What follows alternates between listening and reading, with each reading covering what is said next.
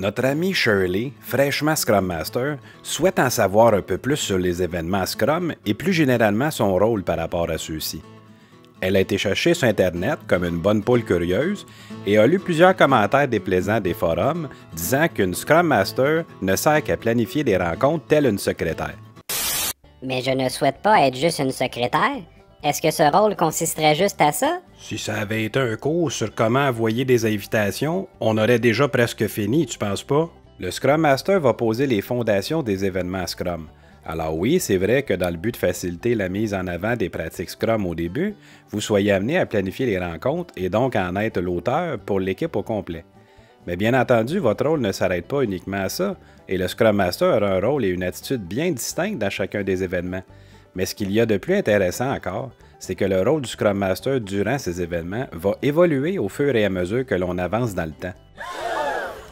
En effet, pendant le kick-off du projet, le Scrum Master aura un rôle de père fondateur, qui, comme au début des jeux Call of Duty et Medal of Honor, pourra donner les entraînements à sa brigade de dev, PO, gestionnaire et par le gré de plusieurs exercices pourra convenir avec l'équipe quels seront les premiers fondements à mettre en place. Comme indiqué dans la vidéo du rôle de Scrum Master, Shirley aura donc plus un rôle de didacticiel dans un premier temps pour guider les troupes et les aider à avancer au fur et à mesure dans les étapes du projet.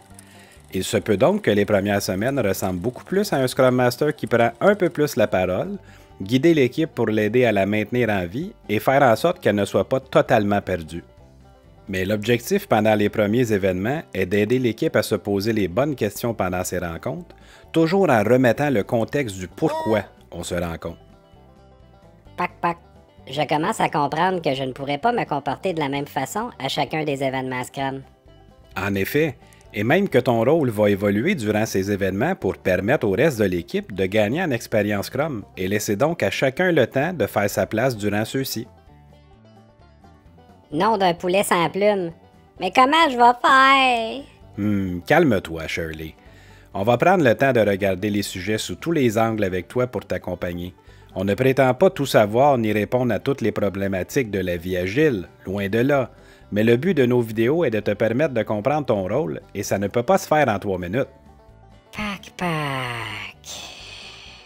Vous me direz, ça nous donne pas plus de détails de comment se comporter dans chacune d'elles.